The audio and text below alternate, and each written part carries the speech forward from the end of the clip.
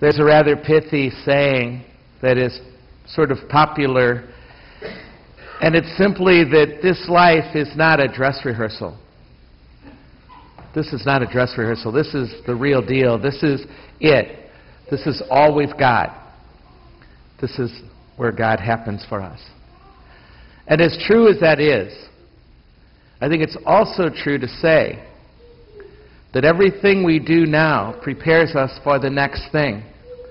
That there are indeed practices we go about in our day, things we do right now that get us ready for whatever will come next, whatever that is, whenever it is.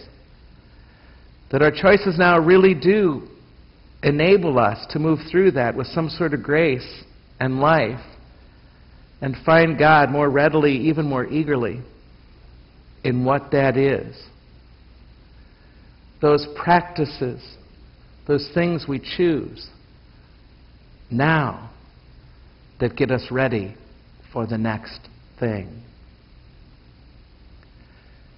In the sacred season we call Lent, we sort of mark it by choosing a practice, one or another, to help us be prepared, to help us be ready, to open us to the grace of the next thing.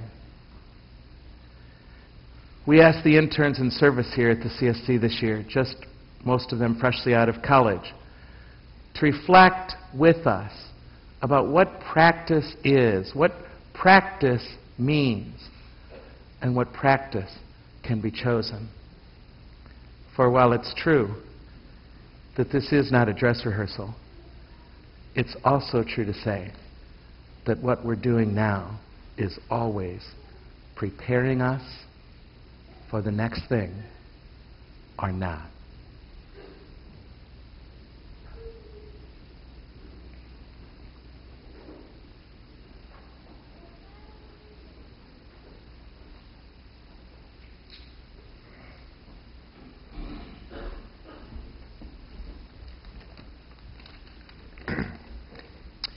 Hi, I'm Mark. What is my practice routine? How do I prepare for the trials that life has in store for me? Well, I seek understanding. I best practice my faith by being open with others.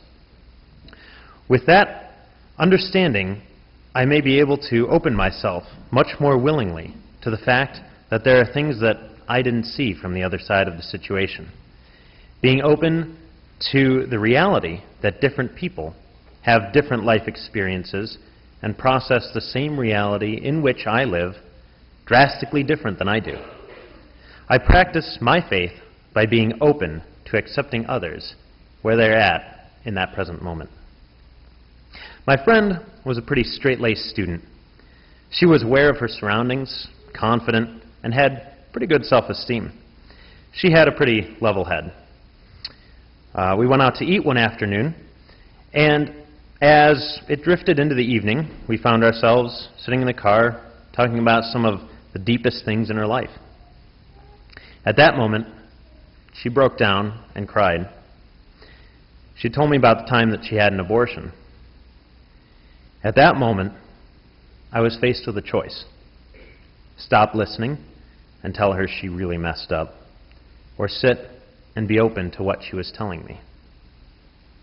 So obviously, she had a very strong sense of what happened.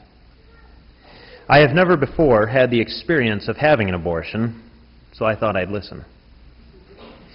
In listening, my compassion grew. The need to be there for her and to help her through this difficult time was overwhelming.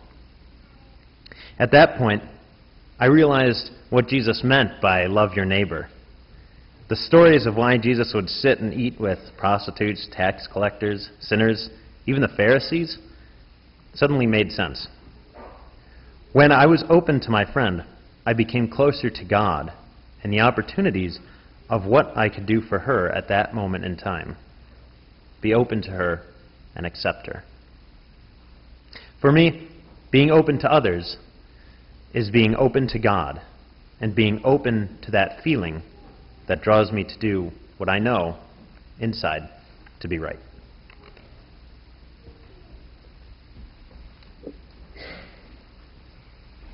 My name is Scott. So practice. As a former collegiate athlete, I'd say I know a thing or two about practice. Now, I was a pole vaulter, which meant I was spending mostly more time than most people on the team practicing. Between sprinting, doing drills, jumping, lifting weights, and just trying to stay healthy, I logged more hours practicing during my senior season than I spent competing during the 9 years that I was a pole vaulter. Now I'm sure you're beginning to wonder, what does pole vaulting have to do with Ash Wednesday and Lent? I'll tell you. Practice. Lent is about practice. It's about practicing something that will make us better, something that will strengthen our faith lives, or something that will just make a difference. Okay, so if I practice something, I'll be good at it, right? Maybe. But sometimes it isn't simply just going through the motions of practice that does us any good. It's the process that matters. My coach would often stop me and say, focus on the process. If you go through the process correctly, the outcome will be there when it matters. Now let me say that again. Focus on the process. If you go through the process correctly, the outcome will be there when it matters. Now I feel that what he said is just as applicable to faith life as it is to pole vaulting. It isn't just that we practice that will make us better, but rather how we practice that leads us to the outcome that we seek.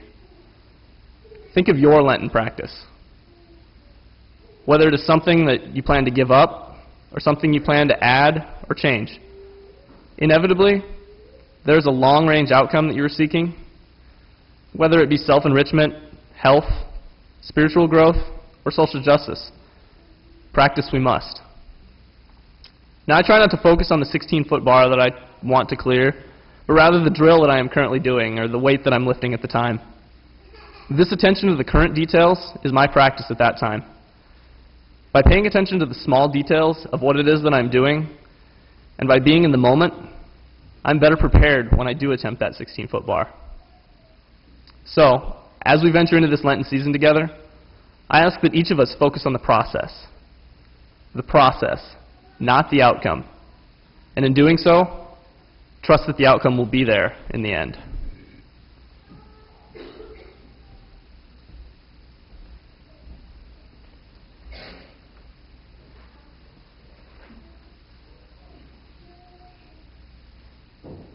Hi, my name is Theresa Schmidt. I'm an intern at the CSC. I wanted to talk to you tonight about my Lenten practice this year. And it is, I'm going to give you a little background. It is tied into the biggest life and faith trial of my life thus far. When I was a sophomore in high school, I began falling asleep in class.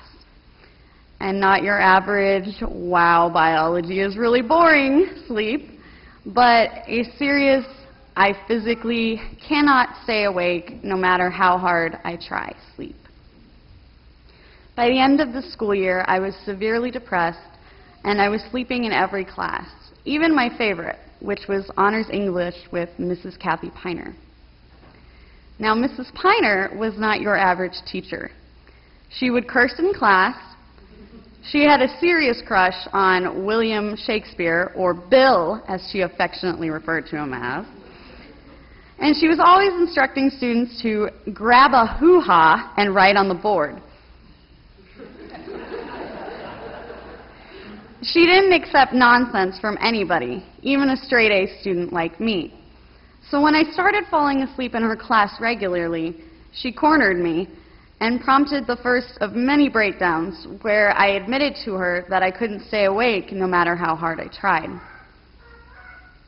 She was the first and only teacher that year to contact my parents and make them aware of my inability to stay awake in class.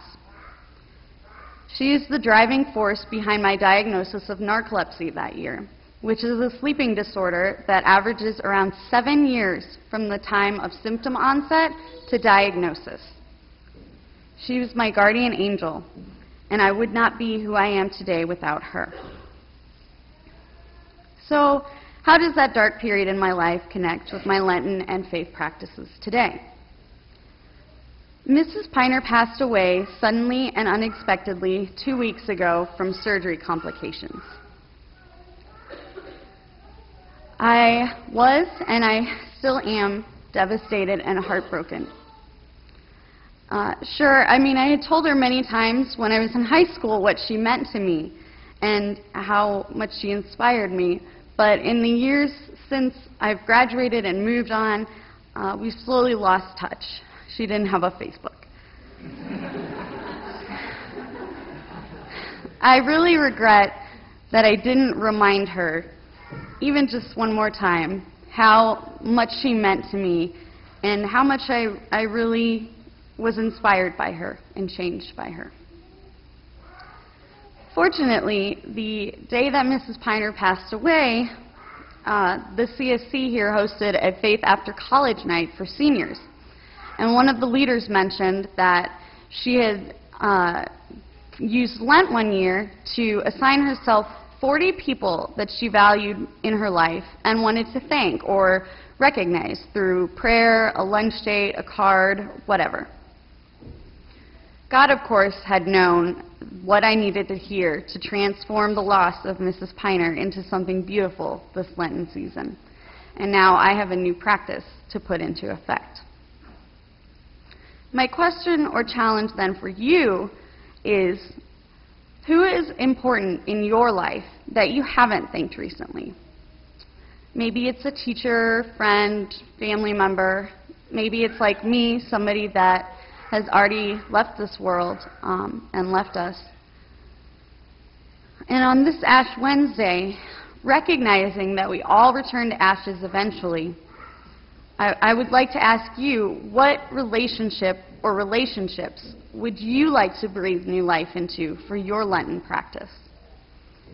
And then most importantly, why would you ever wait?